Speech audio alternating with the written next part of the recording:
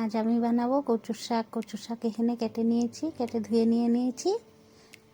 আর নিয়েছি এখানে টমেটো, 2টা বড় সাইজের টমেটো কেটে নিয়েছি। এখানে রসুন, কাঁচা লঙ্কা নিয়েছি। এখানে পেঁয়াজ কেটে নিয়েছি। আর এখানে শুকনা মাছ ধুয়ে রেখেছি। এখন কচু শাকটা অল্প করে সিদ্ধ করে নেব।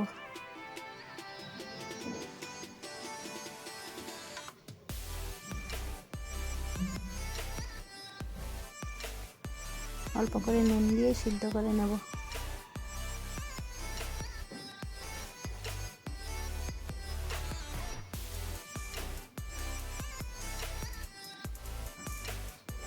সিদ্ধ করা হয়ে গেছে, ছেঁকে নিয়েছি।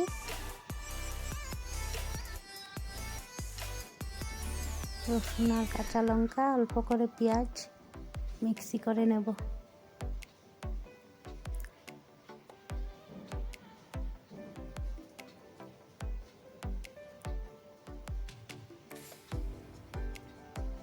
এখন শুকনা মাছ ভেজে নেব।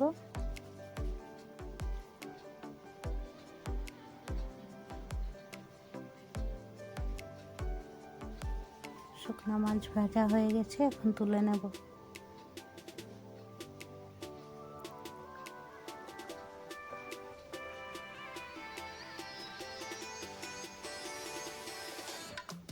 দিয়ে দিলাম পেঁয়াজ কেটে রাখা। পেঁয়াজটা অল্প করে ভেজে নেব। পেস্ট করা মশলা,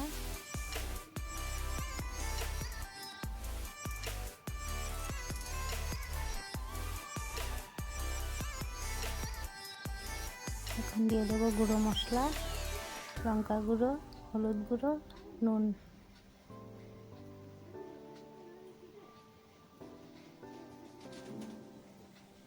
মশলাটা ভালো করে কষে নেব।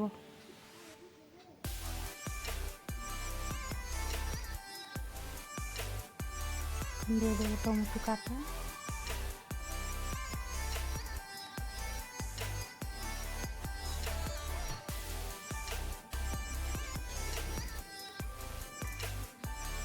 অল্প করে জল দিয়ে ভালো করে কষে নেব।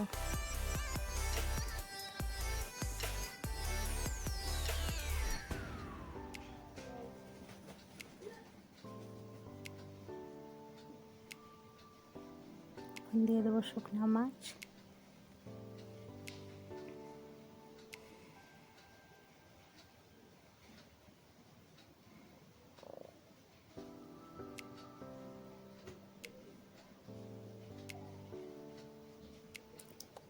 এখন দিয়ে দেবো কচুর শাক।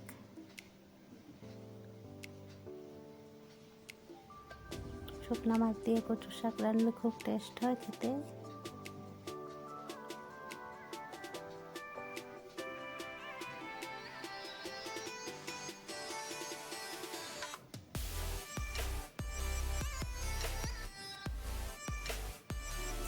হয়ে গেছে।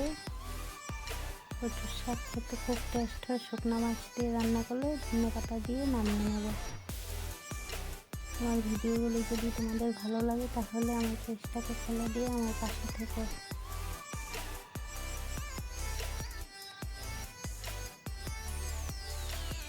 রেডি হয়ে গেল কচুর শাক দিয়ে শুকনো মাছ। Thank you for watching.